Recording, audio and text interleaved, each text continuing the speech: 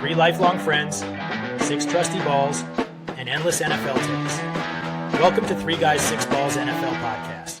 Welcome to episode 77 of 3 Guys, 6 Balls NFL Podcast. I'm your host, Joel, and I'm here with my 2 co-hosts, Will and Avery. The college football season kicks off this weekend, and so today we're going to take a look at some of the quarterbacks in the generational, legendary, never-before-seen 2027 NFL Draft quarterback class. And I'm sure Will is going to tell you guys all about why those words should not be used to describe it. But before we get to these scouting reports, we have to wish Will a happy birthday. Will, how's your birthday been so far? That about sums it up. Just like every other birthday, because it's just another year on the earth. That's it. That's all that happened. Yeah. I slept in. I played video games. I hung out with my family. It was just like every other day. Sounds like a great birthday. Yeah, overall. Also, I've got this mega, not a sponsor, Dutch Bros Cup, because they give that to you for free on your birthday. Nice. Ooh.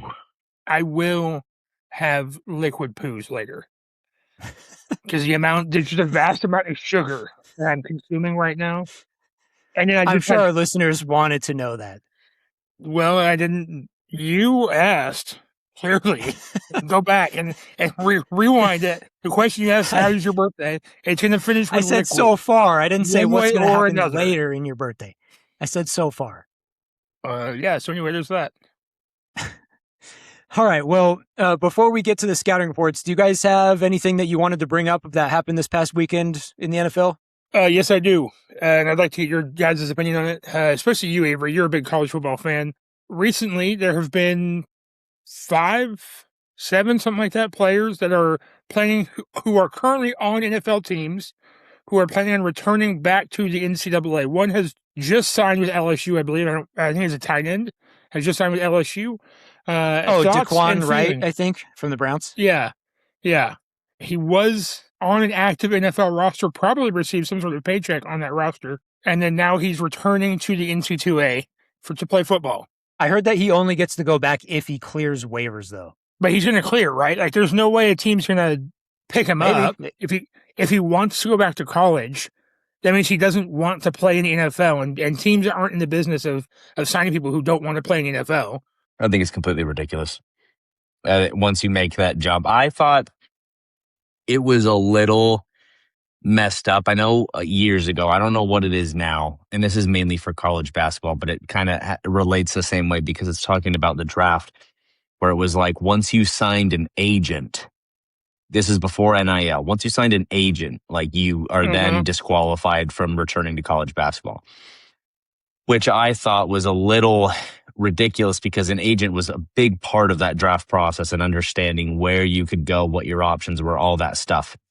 You could go to the combine, but like you didn't have any like professional advocate for you. But this is something completely different. I think once you declare for the draft, I think if you are drafted, now there might be something like, I could see it being like, I declare for the draft, I don't get drafted, I don't get picked up by a team, during, training camp and stuff. Then going back, I could see that being like, all right, well, you're kind of SOL anyway, so I guess so. But I think as soon as you get picked up by a professional team, even training camp, I think at that point you are 100% automatically disqualified from college. One, I think it should just be a clear-cut line. I think that just is the cleanest overall. But also, I think a lot of players, I haven't seen too much about this because I've been busy the past week, and that's when this stuff's been going on. But I think it's unfair to college players as well. Players think you're gone. You make your decision, especially with NIL and everything, based on the current roster, and then a guy comes back. It's like, okay, what is this? So I think there's a lot of things that needs to be cleaned up with college that I think is ridiculous right now. I think the 1 year, transfer, just everyone can transfer every single year. It's unlimited free agency. I think that's ridiculous. But I think this is something that should not be allowed at all. Once you're in the NFL, you cannot go back to college. I agree. I did see that all of the guys who are potentially going back to college are guys who were undrafted, but they still have signed with teams. So I agree with you, Avery, that they shouldn't be able to do that because they've already signed. I agree. And I don't know if everybody's going back to a college in the state of Louisiana, but it seems like Louisiana is like the driving force here. I guess maybe not because Shambles is in Ole Miss. is staying in Mississippi. So maybe it's Louisiana, Mississippi area. But what's his bucket? The right, whatever that guy's name was, Devakion. Go for it, Daquan Joel. Wright. You got it? Right, I think. Yeah. Daquan. I was very close. I was so close. I was right there. Yeah, Daquan Wright. Thank you. I think he's returning to LSU. I think is what I saw. He's returning to Lane Kiffin because he played at Ole Miss. Yeah. So that's the issue sure. there, is that it's Lane Okay. Kiffin. The argument of once they sign an agent kind of goes out the window, right? Because we have NIL.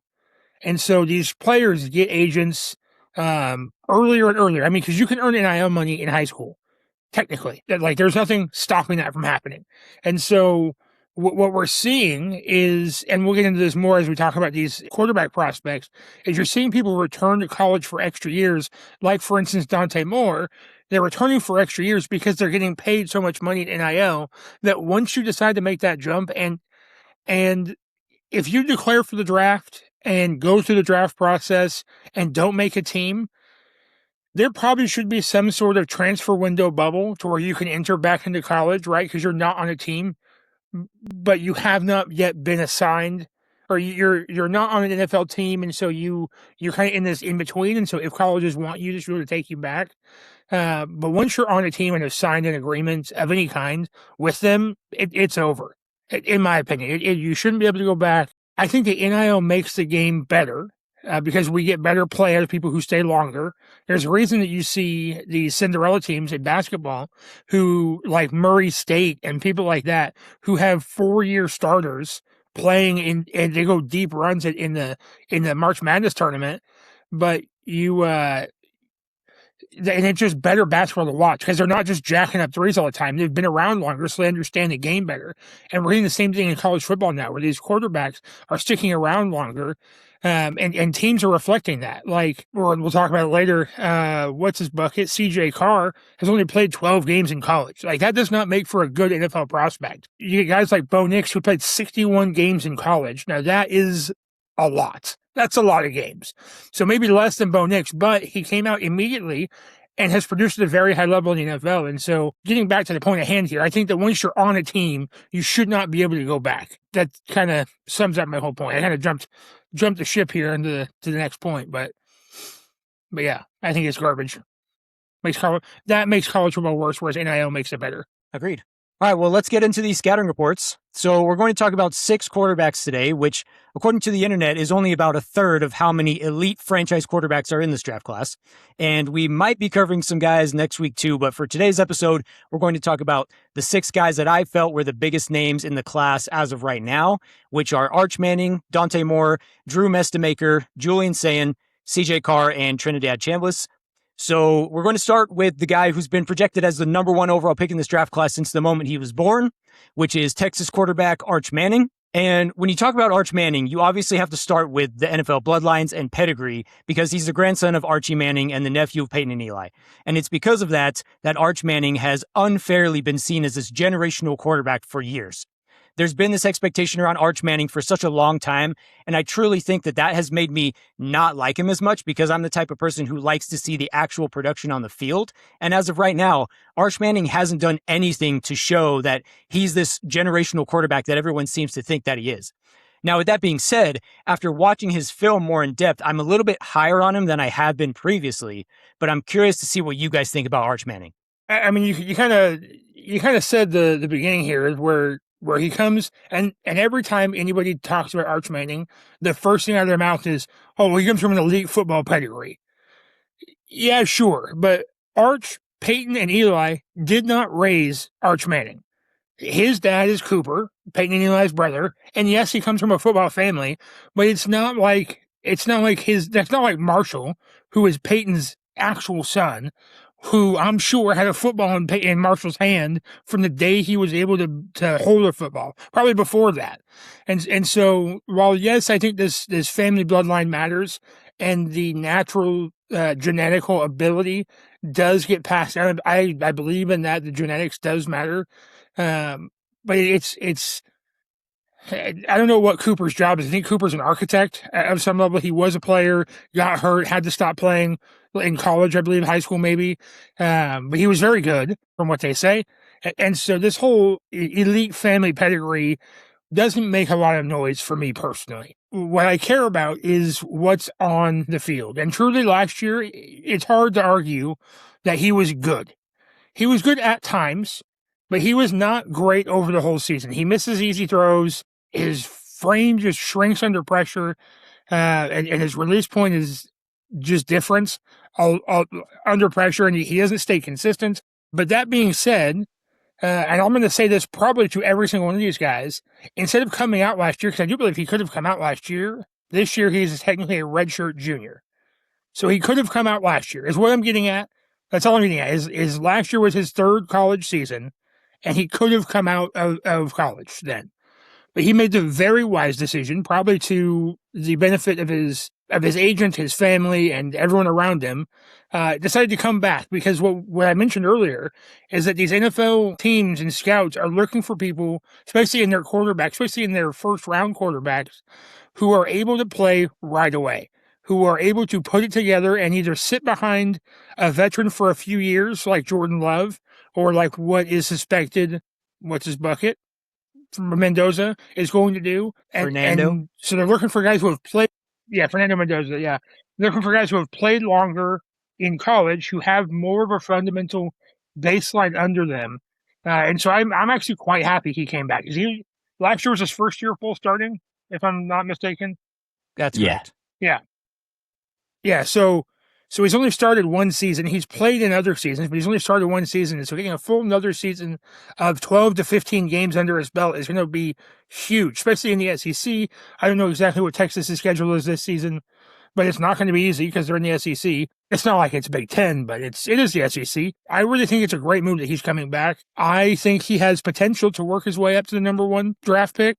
I think he's got potential to work his way all the way to a late third day draft pick. Just depends on how the season goes for him. Now, before Avery goes, I have a question for you guys. If Arch Manning comes out and has a bad year this year, do you think that his name will still put him as a number one overall pick in the draft? No. Number one overall? No. Okay. No, I truly think because of NIL, that if he comes out and has a below average season this season, he comes back for another year.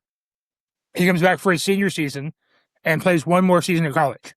Because he's making money. He's making so much money through NIL that he just plays one more. It's not like Texas is going to tell him he can't come back. Yeah.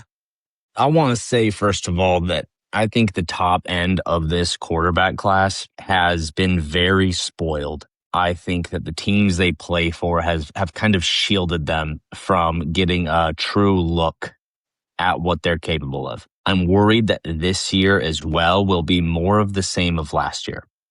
Both Dante Moore and Arch Manning, I know I'm getting a little ahead of myself, but there's a similarity here. The games that they lost the past season, they threw as many picks as they did touchdowns. Like there is no separation. And Julian's saying the games he lost threw one more pick than he did a touchdown. All that to say is that when they are facing adversity, they are not above and beyond. They are, if anything, below average. And this is coming from teams that are top teams. It's not like this is some amazing quarterback on Iowa. Like we're talking about Texas, Oregon, Ohio State here. All of these guys have been almost kind of coddled by elite talent that is around them. And that's why I think for the most part, like Oregon is a quarterback factory. Like we say, oh, there's some great quarterbacks coming out of here. It's like, yeah, but I mean, even us who are Oregon fans, neither of us are super high on Dante Moore. And so what I'm saying is this kind of extends to most of these guys, which I think the underlying theme is that we can't really see them tested. And when they are, they kind of fail. And so we kind of just push that aside. Dante Moore facing Indiana twice last year. I know they won the national championship and they were undefeated. He did not look good. And so, I mean, you play some of these cupcake teams and you show out. It's like, yeah, well, I mean, half your offense is getting drafted in the top 3 rounds.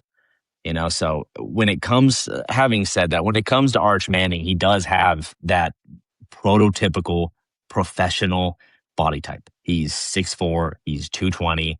He's already played technically basically 2 years. I know he played one game or a little bit his freshman year, still counted as a red shirt, I guess. But I just see what he's doing, and it looks like he is improving. But I think too much of his stock is his name carrying him. And so I want to see, how can you do despite who you are, despite your last name? I want to see how you're doing against more prolific defenses. I want to see, now that we know what you're about, Dante Moore, Arch Manning, Julian Sane, this was basically their first year. And now that, defenses know who you are going in, I want to see how well they're doing. But I think Arch Manning has yet to prove himself as the number one contender. I do think his name will draft him probably in the top round, unless he just has a colossal failure. I don't necessarily agree with him coming back next year.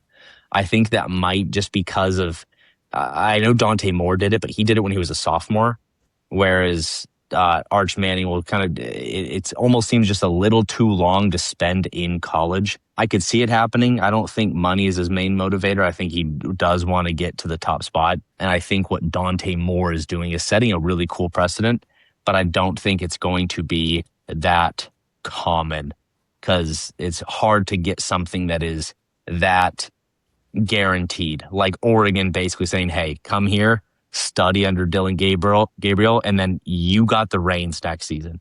I think Dylan Raiola thinks that he's up next, and that could be the case, but I think that's such a rare situation. Anyway, having said that, I think that he is one of the top guys, but I think this season is absolutely, the proving ground to see what he's really made of. Yeah, so I said earlier that I'm higher on Arch Manning than I was before after I watched this film. I still don't think Arch Manning is a generational quarterback like people say that he is, but I do think Arch Manning has franchise quarterback potential. There are things in his film that I really like. I think he's shown that he can make some really high-level NFL type of throws when everything comes together for him. I think if you watch his film more towards the end of the year, you're going to see the type of player that everyone thinks Arch Manning can be a lot more than if you watched the film from the beginning of the year. So I'm hoping that he can continue to make progress as he heads into this season. I mentioned that he makes NFL-level throws, but he also misses a lot of easy ones, and he leaves them short and in the dirt. I think he second-guesses himself too much when he's escaping the pocket. Like sometimes he'll look like he's about to take off and run, and then all of a sudden he'll just pull back and he'll just make a bad throw. So I think Arch Manning has all the tools to be a franchise quarterback, but this year he's really going to have to prove to everyone that he's more than just what his last name is. I think right now the hype is ahead of where the production is for Arch Manning. So this season I want to see the production match where the hype has been for years. Just got to see it, right? The hype's there. We just got to see it. He's in the place that he wants to be in. He's chosen to stay in Texas. After every season, everybody thought he was going to transfer. Truly, after every single season, like, oh, he's going to transfer this year. Oh, he's going to transfer this year. And he keeps not doing it. So he's where he wants to be, and let's just see it happen. All right, well, let's move on to our favorite quarterback, which is Oregon quarterback Dante Moore. So, Avery, why don't you start us off here? I know you already said a few thoughts on Dante Moore, but tell us a little bit more about Dante Moore as a quarterback. I genuinely do like Dante Moore. I think it's kind of like what I said with Arch Manning. I think he's been a little coddled. I think the fact that Indiana came in and it felt like both times Oregon played them, they were just unprepared, like almost as if they had done no film on that team. Like it looked embarrassingly bad. Like having said that, I don't like Dante Moore when he's panicking and when he looks a little unprepared. And having said that, I do feel like he is a little bit more of a slow learner, not necessarily in the most negative sense, but more as he is a more patient, methodical guy. He is a pure pocket passer. I think his deep ball accuracy is incredible. I think that last year he was I like Will Stein, but I think that the offense they ran last year was terrible. So many screen and flat passes. They did not go down. They didn't go deep very often. This year they've got a plethora of wideouts. They have honestly, there is no excuse not to absolutely show out, win the Heisman, win the national championship, go number one. Like it is set up for him this season. basically what I want to see is what can you do when that pocket collapses, because the offensive line for Oregon is the one thing that they don't have returning. Every other position is coming back basically what they had last year or somehow better. I love Kenyon Sadiq, but Jamari Johnson is a monster, and he's going to go maybe even higher in the draft than Kenyon Sadiq goes. I feel like he has every possible weapon. The two top running backs for them last year were both true freshmen coming back, plus with more talent now there too. The offensive line being new, Oregon did not go out and get transfers. It was almost as if they decided we like what we have right now. We like the talent that we've been nurturing and growing. That being said, it could be good. It could be bad. But I want to see what Dante Moore can do with a struggling pocket. I think that really in and of itself will decide whether he goes number one overall or not. If he can manage that, a young, undisciplined offensive line with USC, Ohio State, Michigan guys coming after him, I think that kind of sets him apart, honestly, because I think his downfield accuracy is spot on. I mean, he really can hit him deep. So he is exciting to watch. He is more of one of these, if anyone knows the NBA, he reminds me of Kyle Anderson, slow-mo. I just think he's a lot more methodical, a lot more thought out. But genuinely, for the most, I haven't read much of this scouting report, but I've watched every single one of his games. I do think he has that talent there. I do not think he has shown it yet. I think this is the year. I think him and Arch Manning and Julian saying this is like picture perfect setup season for them to prove who they are going into this year's draft. So Avery, you mentioned the offensive line and that being one of your concerns with Dante Moore. And that's one of my concerns too, but I'm going to go a little bit of a different approach. So one of the things I want to see from Dante Moore is using his mobility to his advantage. I wouldn't call Dante Moore a running quarterback, but he's mobile enough to make plays with his legs. But too often, I've seen Dante Moore choose not to use his mobility and abandon what could have been a big play. And there's one specific play that comes to mind when Oregon played Iowa. Oregon was on the 25-yard line, about to be in the red zone, and Dante Moore starts to feel the pressure from a defensive lineman, and so he rushes his throw and ends up throwing an interception in the end zone. Well, this play was bad not just because he threw an interception, but also because he had the entire left side of the field free to run. So instead of using his mobility to make a play where he could have easily picked up 10 yards, he rushed his throw and he turned the ball over. So it's that type of stuff that I want to see Dante Moore work on this year. And so if the offensive line is maybe not going to be as good, I don't know if we're going to see Dante Moore improve in that area. But I think that's one of the biggest areas where Dante Moore needs to improve as he heads into the NFL. Yeah. No, I think genuinely, I mean, weirdly enough, Arch Manning is a much better scrambler.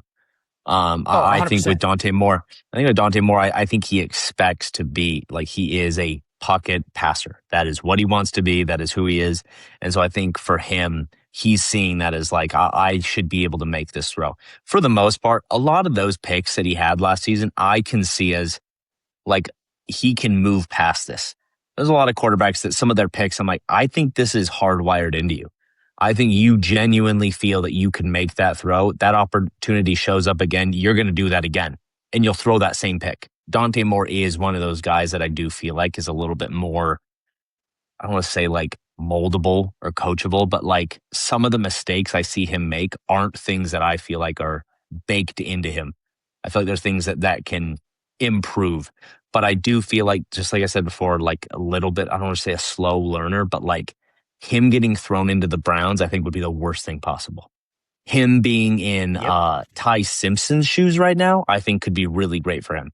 You know, coming in, you're not the guy right now. You're going to study under these guys. I genuinely feel like, given the time, like he's just not one of these just plug and play guys. If you're looking for, you know, generational talent. The one thing I want to highlight that Avery said that we haven't fully talked about yet is Dante Moore, no matter how much I've complained about this guy, he only had 2 multiple interception games last season. One was against Illinois the first time they played him where he threw 2 picks. And the other one was versus James Madison in the first round of the playoffs. So Indiana. One of those teams, what did I say? Illinois. You know what? That's my bad. Nobody's throwing interception against Illinois. Up until last year, they were the same team. It didn't matter. Up until last season. You're right. Yeah. So it's the first time they played Indiana. He threw 2 picks, but we've already talked about that game. He didn't do well in either game versus Indiana. And then he threw 2 picks opposed to 4 touchdowns against James Madison. And so he doesn't, like you said, Avery, he doesn't dwell on those mistakes. He's got other games where he's throwing interceptions. I mean, to start the, not that this is a good example of a good game from Dante Moore, but to start the semifinal game versus Indiana, he threw that pick 6. And then he didn't shy away from throwing the football. And so he's got a short memory with his mistakes, and he wants to come back and make up for it. And you see it when he plays. Now, it doesn't always pan out.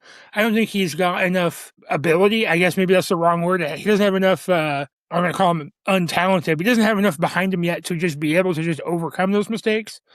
But it seems like he definitely wants to drive past it and doesn't just dwell on the fact that, hey, I threw a pick. He tries to work past it and move on and not make the same mistake again. And so I like what he's got going on there. I like that aspect of him. The rest of it, I'm not too thrilled about, truly. One other thing I want to say about Dante Moore, when I do scouting reports, there's a couple different things I do in the process. And one of those things is to look at other scouting reports about that player, because I want to see if what the scouting reports say match what I'm seeing when I watch the film. And so I looked at a scouting report for Dante Moore done by Bleacher Report. And at the bottom of their scouting reports, they put their draft grades along with other guys from previous draft classes who had similar grades.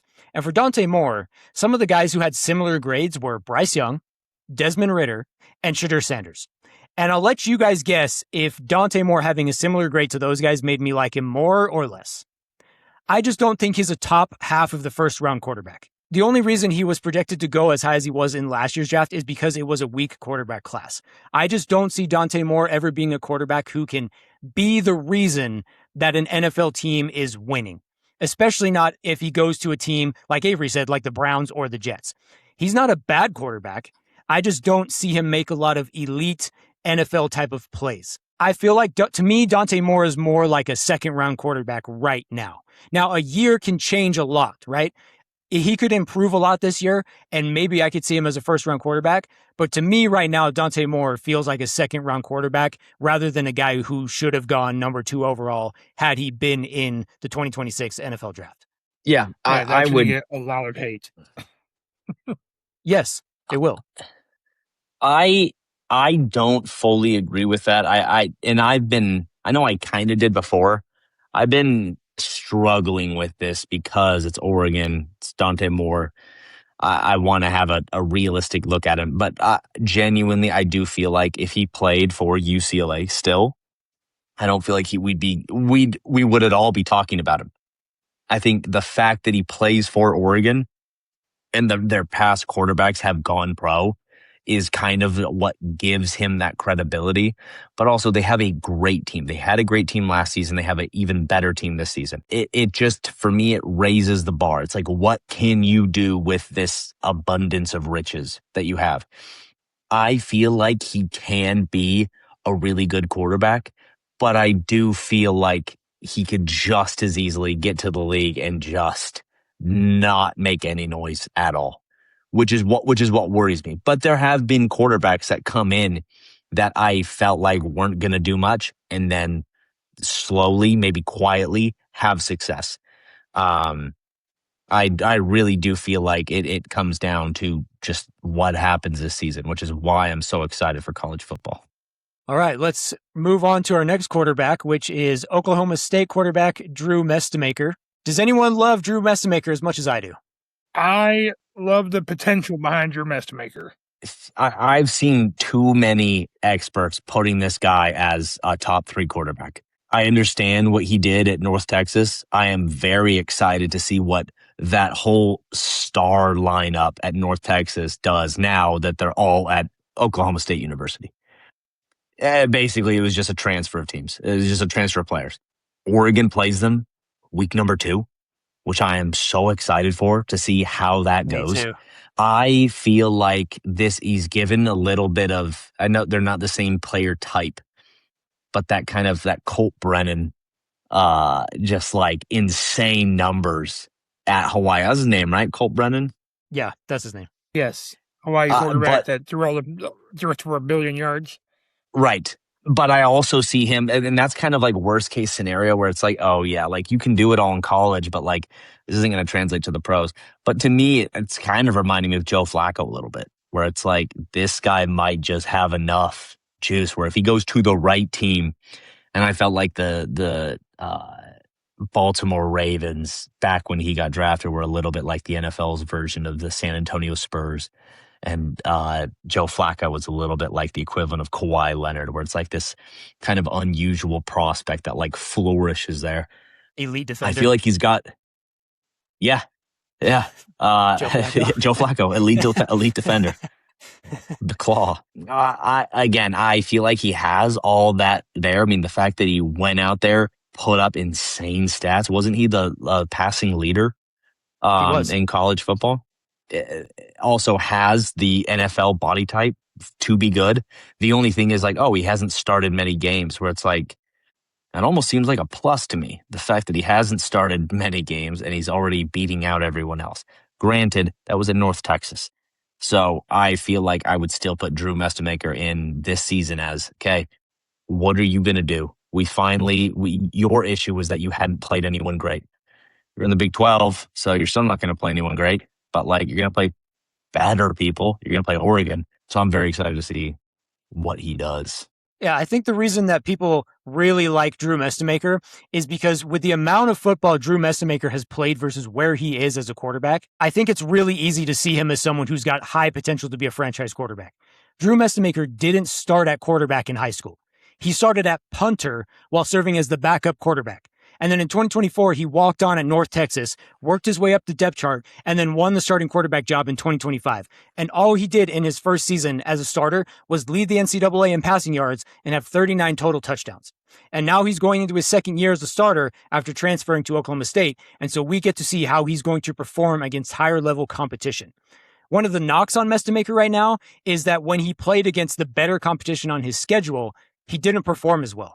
Mestamaker threw 9 interceptions last year, and 8 of those interceptions came against USF and Tulane, who were both ranked, and then also against San Diego State in their bowl game. So going from North Texas to Oklahoma State, Drew Mestamaker is going to be playing at a much higher competition level. So I'm really interested to see how Mestamaker handles playing better competition this year. But again, we have to remember that he's only in his second season as a starting quarterback, and he's only 20 years old. So yes, there's a lot more we need to see from Drew Mestamaker. But again, with how little football he's played, he's definitely on the franchise quarterback trajectory as of right now. So I think that's why people love Drew Mestamaker. I have a bold prediction this year for Drew Mestamaker. I think he goes out and possibly has a similar season, right? The Big 12 is not known for their secondary and their passing defenses. I think he goes out possibly as a similar season at Oklahoma State.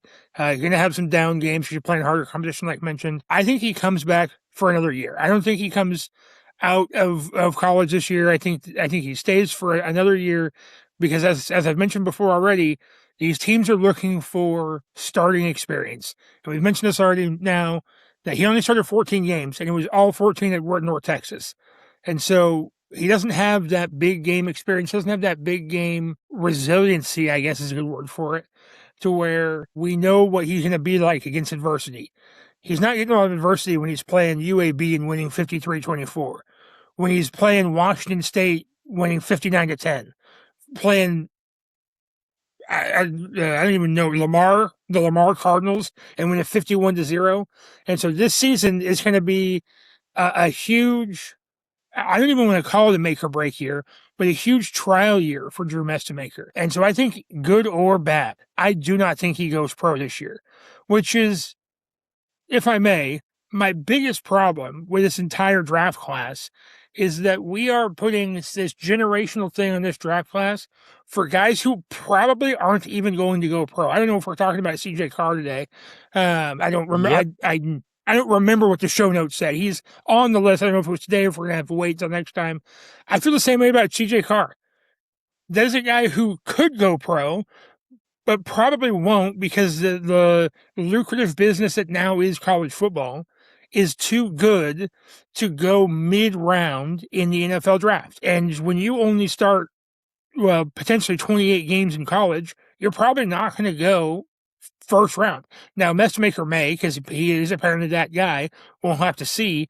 But I just don't think these guys are we're already seeing it where these guys are not rushing out of college anymore. It's not like, to go back to the NBA, it's not like Kyrie Irving, who played 11 games at Duke and then went number 1 overall in the NBA draft. That's just not how college football goes. So I would not be surprised to see Maker maybe not throw for 4,300 yards again, but maybe he throws for 4,000 yards and 30 touchdowns. Maybe he has a few more picks, 12 to 15 picks, and says, hey, you know what? Let's run this one back. Maybe I'll transfer to LSU since Will Levitt's not going to be there. Sam Levitt. What's that dude's name? You just mixed Will Levis and Sam Levitt's name together. That's what you just did. Yeah, Sam. So I when I said it out of my mouth, I went, that's not right. And immediately came back with the right name. I feel pretty good about that one. Follow the Sam Levitt route where he transfers to Lane Kiffin, or maybe he transfers to Alabama, or he goes to Oregon and takes Dylan Raiola's spot because he can. I don't know. Maybe you don't know where the season Bring him on over. him, but I'll take Drew Messmaker at Oregon all day. I don't view Drew Messmaker as a true part of the 2027 generational draft class. And Will, like you were saying, I was going to say that exact same thing. You can add Julian Sayin, who we're going to talk about next, to that list. Julian Sayin's another guy. He's only started 1 year. There's no guarantee that Julian Sayin is going to be in the 2027 NFL draft. He's only been a 1-year starter at Ohio State. There's a lot of these guys, like you mentioned, that half of these guys probably won't even be in this draft class. All right, well, with that being said, let's move on to Julian Sayin. It's really tough to evaluate Julian Sayin because of the talent he has around him. And when you watch the tape, there's just a lot of Jeremiah Smith and Carnell Tate just running wide open all the time. The problem these defenses had going against Ohio State was having to generate pressure with 4 down linemen because they needed those extra guys to cover the Ohio State wide receivers. But the problem is that if they weren't generating any pressure, Julian Sayin had a clean pocket to throw from.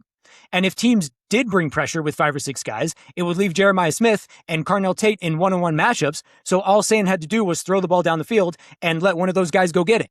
There were very few teams who generated pressure against Ohio State last year, but the 2 teams that did were Indiana and Miami, 2 of the best defensive lines in the country. And in those games, when the lights were brightest and the pressure was on, Julian Sayin folded. He got sacked 5 times in each of those games. But on the other side of his evaluation, you can't just take his 77% completion percentage and toss it out the window because he still had to make the throws. And he does make a lot of NFL level throws. But I just don't think Julian Sayin is a first-round quarterback as of right now. He's a young quarterback who's only been a starter for 1 year. And again, like I mentioned with Dante Moore, a lot can change in a year. So this year matters a lot for Julian Sayin, but as of right now, he is not a first-round quarterback. So when we're here next offseason doing our scouting report for Julian Sayin, I want to see more of him being the reason that Ohio State is winning games versus who he has around him on the field. Yeah, honestly, Ohio State's quarterbacks used to be, I thought, like a tier above what they have been recently. I feel like it's kind of reminding me of old school Alabama quarterbacks. Just these guys that are almost just getting this like a free ride through. Thinking like Greg McElroy, AJ McCarron, Blake Sims, Coker. I mean, even Mac Jones, Jalen Milroe. The thing is, the only guys that have actually like really like come out of there, Bryce Young, Tua, Jalen. Like, I mean, Ty Simpson is yet to be seen as far as how he's going to be. But Julian Sayin, I mean, he's got the potentially, I mean, quarterbacks aside, he's got the number 1 player in college football right now that he's throwing to. I mean, it's just straight up Megatron reincarnated, if not even better than him. I mean, he's really that good. Jeremiah Smith, Julian Sayin, I mean, plus Carnell Tate, who just went number 4 overall. He reminds me a little bit of like a faster Drew Brees in some ways. He's incredibly, incredibly accurate. Granted, he plays for Ohio State. That being said, 77% completion percentage is no joke. That is no joke. I know you play for Ohio State, but that is seriously still very, very, very impressive. I consider Dante Moore to be very accurate, and Julian Sayin is blowing that out of the water. I do think his size will kind of catch up with him. I think 6'1" it's not necessarily a liability, but it's also not something to write home about. I am curious to see how he does. I feel like he is one of those guys that no matter how well he does, I think other quarterbacks will kind of overshadow him. I feel like he could be good in the league if given the right circumstances, the right situation, the right team. But I am curious to see what he does, again, with the talent he has, meaning I think the bar is higher for him, the same way it is for Arch Manning and Dante Moore, all these guys. But I do think he is a very talented quarterback, all things aside. Okay. So, if I Will, may before you here, go, I just want to hold on, Will, real quick. Oh, wait. Before No, you I'll go, wait, I just I'll want to point out. I just want to point out something that Avery said, and just we have to realize how crazy this is. Avery said that Jeremiah Smith is like Calvin Johnson, maybe even better, and the fact that nobody is going to even argue with that is insane. That's how good Jeremiah Smith is. Yeah. Yeah, I was like, oh yeah, that seems right. That seems fitting to me. Yeah. I would like to just real quick here argue a point against a point, I guess. We are saying in a negative way that Julian Sand has had the best receivers in college football to throw to, as if he's not going to the NFL where he's going to have the best receivers in the world to throw to. Now, he may not have the best in the NFL. He's probably not going to get Jamar Chase, Justin Jefferson, and JSN and Puka on the same team to throw to, like he's had at Ohio State. Well, some of those guys actually went to Ohio State, but still, he's going from the best receivers in college football to some of the best receivers the world has ever produced. And so he's going to have the top talent around him for his entire career. That's just the way it works. He went to a good school that has produced good receivers, and right now one of the best I've ever seen live in action, especially in college football. I just think that it's a lot of people, not just us, but a lot of people have knocked him down the peg because of the fact, well, he's got Jeremiah Smith. Well, he's had all these other Ohio State receivers. Well, Ohio State's really good. Of course, Ohio State's really good. He's the quarterback leading. I felt the same way about Will Howard. Will Howard got knocked down a lot because of the team the team he had around him.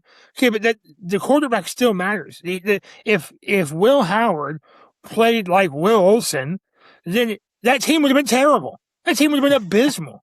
Okay, that would be me for those that I just doxed myself. But Julian Sand has to be the guy that puts it all together. You can't have a wide open Jeremiah Smith and then have a guy like me attempt to throw it to him and not get the ball there. And so, yeah, he's got the best receivers in college football, and he's doing the most with them. I think that Ohio State has a very, very high shot to win a national championship this year. And so if it weren't for Indiana, they probably would have last year too. I just think that it's crazy that the scouting report from Julian Sand gets knocked down a peg because he has a good team. I just think that is a wild thing that so many people are doing. He has a good team, and he's producing at a high level. So are you saying that he's a first-round quarterback? No. Not even close. I mean, let's not get crazy here. But still, I don't think we should take away from him because he has a good team. I think that he comes back, just like I was saying about Estemaker. I think there's a high possibility that he wants a prove it year. Like Brady Belichick. All right, they separated. Look, I did it without him. Look how good I am.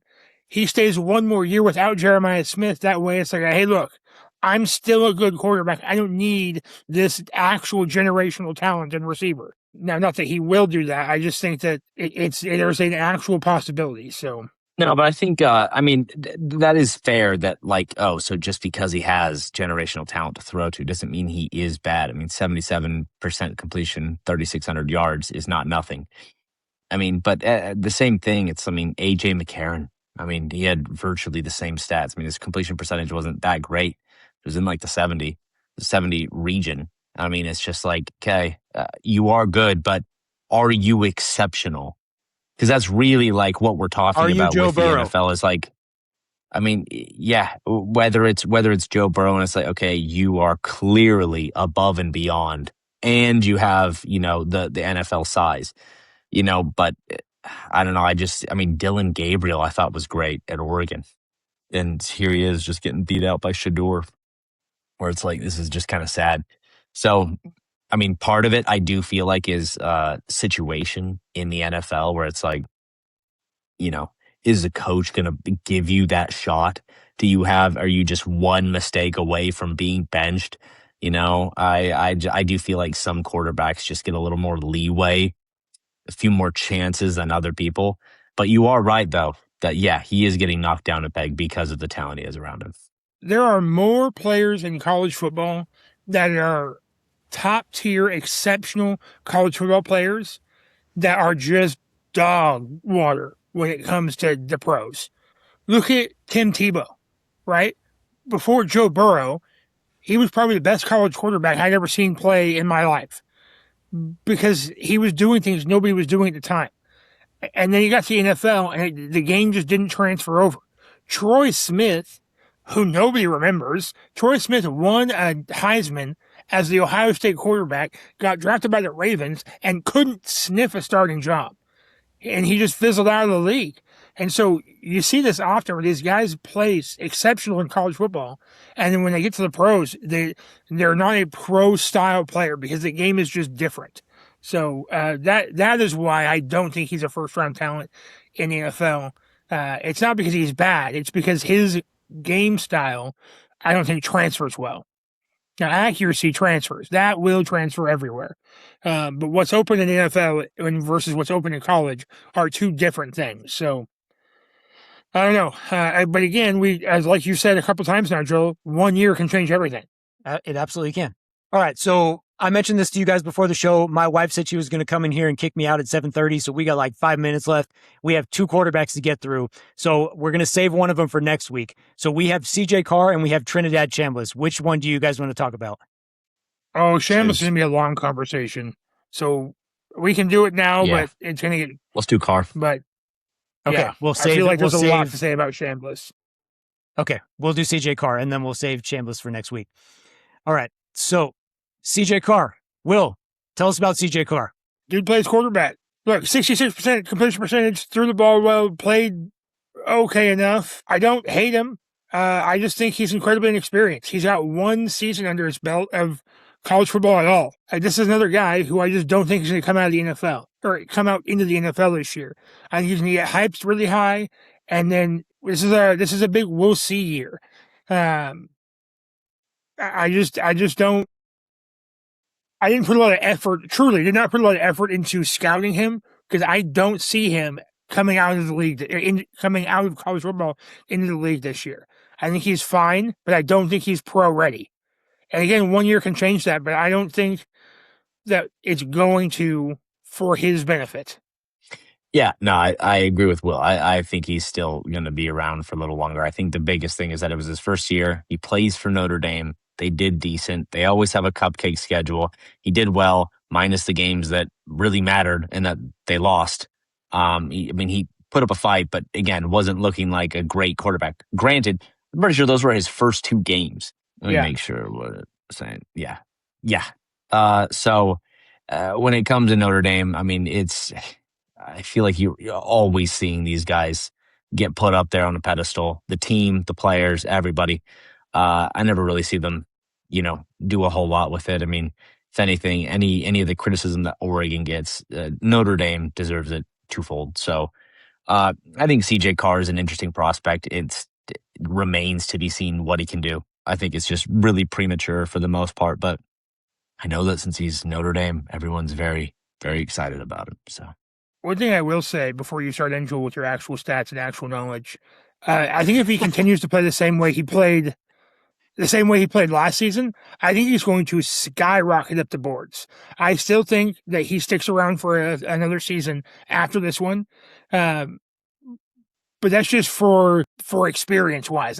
But if he continues to play the same way, even just at the moderate level, he doesn't have to be exceptional. He continues to stay on his average pace.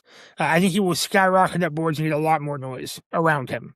Yeah, I think we've already mentioned this several times, but I think the biggest thing to remember with CJ Carr is that he's still a very young quarterback who just simply hasn't played a ton of football. And that seems to be a theme, like we've mentioned, with these 2027 quarterbacks.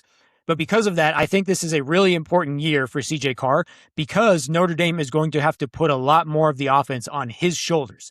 Last year, I felt like CJ Carr was more of a game manager because Notre Dame had Jeremiah Love and Jadarian Price in the backfield, and both of those guys were first-round picks. So now you can't rely on that same level of production from the running game anymore. And I think we're going to find out a lot more about CJ Carr this year because of that.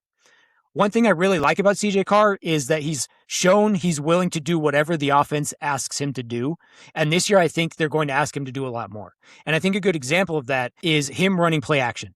I think right now, what we've seen from CJ Carr is he's clearly uncomfortable turning his back to a defense on play action.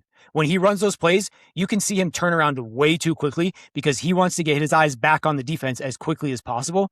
But by doing that, he doesn't always sell the play action as well as he should. The defense can tell pretty quickly that he's not actually handing the ball off because of how fast that he's turning around. But at the same time, we have to give credit to CJ Carr for doing that because most college quarterbacks are never even asked to do that at all. So that's one of the biggest reasons that we see quarterbacks struggle going into their NFL careers is because they don't get asked to do things that NFL quarterbacks get asked to do. And CJ Carr has been asked to do things that NFL quarterbacks get asked to do. So it's really good that CJ Carr has shown a willingness to do it. He's not the best at it right now, but he's willing to do it. And so if he continues to do those things, he's going to get better at it. And that's only going to help him as he makes his transition, whenever that may be, from college to the NFL. So even though CJ Carr isn't comfortable doing it right now, the fact that Notre Dame has asked him to do it and that he's shown the willingness to do it tells me something about CJ Carr as a quarterback. And I think that's what makes it a really interesting season for CJ Carr. He's still young. He hasn't played a ton of football. And now Notre Dame is going to put a lot more on his plate. So we're going to find out if CJ Carr can make that next step this year and become the guy who drives the offense. So I'm really curious to see how CJ Carr handles it.